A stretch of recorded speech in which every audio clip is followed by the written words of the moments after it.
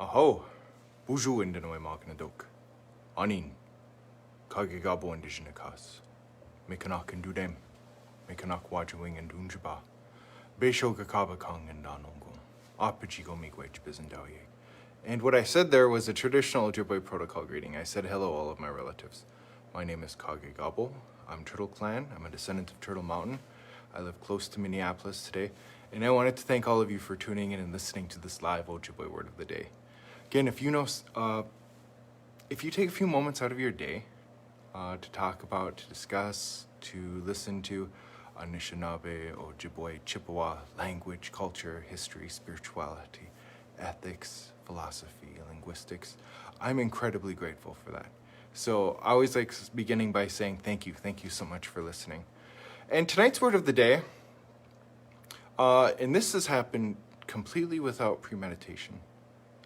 There was no strategy behind this, but I've noticed that there's been an unintentional flow of words of the day that we have done that have dealt with interconnection, interrelationship, dealing with this concept that we're all related. We're all related to one another. And every single thing that we do will affect one another. And that we need each other to survive, to live. And how should we act towards one another? And we've talked about also, last week's word of the day was Ojibwe. Here she changes their life. Here she changes the way that they live. And when you've decided to make that change, when you're in that position along the path of life where you're changing the way you live, you're changing how you act towards all of your relatives, how you act towards yourself. And the question, I think, the logical one would be, well, how shall I act? How shall I act in a good way? One answer is the one that I've spent a lot of my life lately speaking about. Minopomatsuan, leading a good life, a life of peace, a life of balance, a life without conflict with your relatives, a life without contradiction, saying one thing and doing another, leading a holistic life, a holy life. And to do that, we seek out a life with Debwewan, with truth, with Qiqawtisin, with virtue, with righteousness, with honesty, with Zakitdiwan, with compassionate, unconditional love for one another, with Dabasendazuan, with humility, with Mnajiatdiwan, with respect for one another, acknowledging the sanctity of each other's lives, with Sungadeewan, with strength of heart, with courage, with bravery, and acting with Nibwakawan, with intelligence, with wisdom. And yet there's another way of living that I'd like to talk about that I think aligns with this perfectly, this concept of Minopomatsuan, seeking out the good life. And it's what I wanted to talk about today because it's one of my favorite morphemes. When I heard about these teachings, this would have been in my second year of learning Ojibwe, I was floored by how beautiful they were and how powerful they were, and that I had not heard of them before. And tonight's word of the day is Gizhewaadizi. Gizhewaadizi. Here she is kind. Here she is generous. Here she leads a life of kindness, a life of generosity. And really, to say not just is, but leads a life of, if we break down that word, it has Adizi in it. Adizi. And that means to live. In Ojibwe, you can't just live. You have to live a particular way. So in this case, we have Adizi. He or she lives a certain way. Which, for me, the next question, well, then what does Gizhe mean? And to get a better understanding of that word, when I began learning about it, I found it in these different environments. And the elders I spoke to used this word in different environments that I found absolutely fascinating.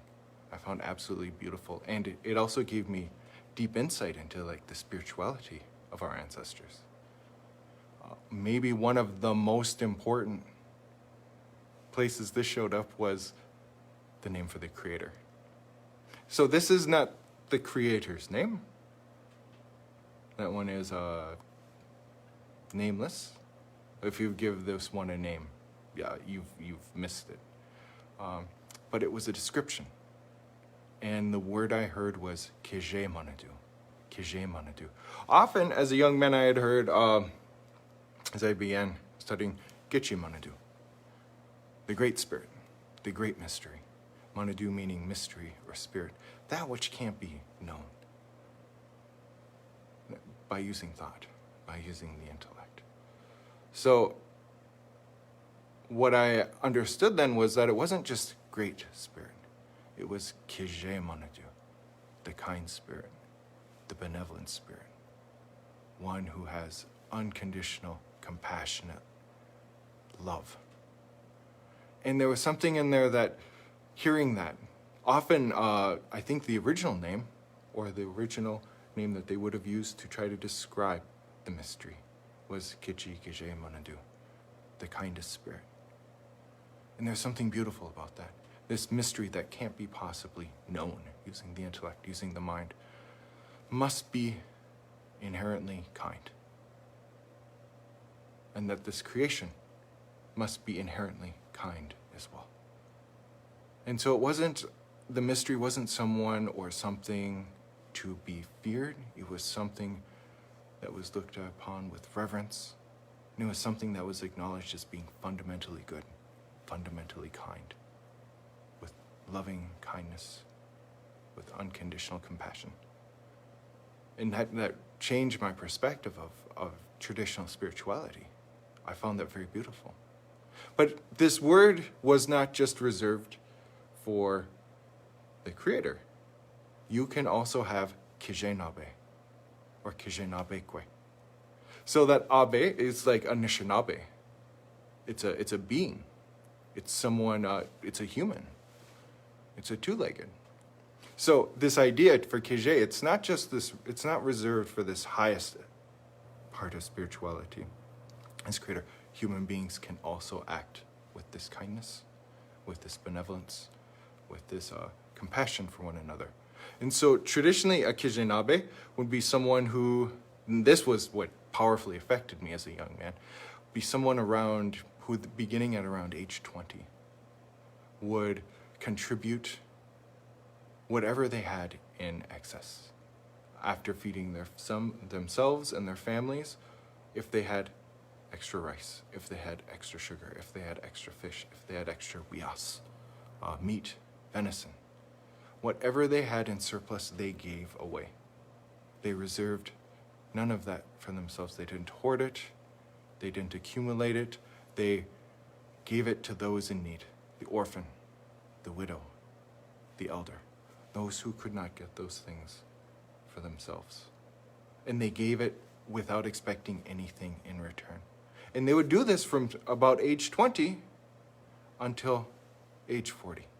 20 years when you would be able to accumulate the most in your life. When you were the strongest and fastest as a hunter, as a trapper, out on the wild rice beds. And you would give this, and then after those 20 years, one would be considered able to take on that role of being an ogama, of being a chief, of being a leader, of being someone who looks after their people. Because someone who has given away, someone who has really sought out traditional wealth, which isn't what I've accumulated, but which I've given to all of my relatives, that person can't be bought or sold. And along with being that person, you can also lead that life. And that's the word of the day today. Gizhewaadizi. He or she leads a life of kindness. He or she has those elements embedded in their life. And today, during a pandemic, and I'm speaking as a citizen of the United States, where we have a great deal of turmoil right now. Rampant racism, sexism, nationalism, where so many people seem so divided that maybe the approach to healing, not just ourselves, but one another, is to maybe begin trying to lead a life of kindness. And that's not, you can think that, that's just vast for someone who I am diametrically opposed to politically speaking, philosophically speaking. But even if you are doing this to the people closest to you in your life, you can be able to begin affecting a change that can have a chain reaction. One of my prayers when I'm offering tobacco at night is Nagawidu Kawashanom Gizhewaadizitaadidaa. And that Gizhewaadizitaadidaa I found in Berriga's dictionary, the old Catholic missionary. But he recorded a beautiful word there. And that word, Gizhewaadizitaadidaa, is literally help one another lead lives of kindness. And in that reciprocality, that if I'm leading a life of kindness, then maybe I can help my relative also lead that life of kindness. We do it to one another. I can positively affect that relative in a good way. So, mi wakirayan nongom. That's all I'm going to say this evening. Thank you all so much for listening. And again, if you know someone who's interested in the language, the culture, the history, the spirituality, please feel free to like and share this video. Dagasana and Guamazik, please all of you do take care. And the spirits will decide when we see each other again.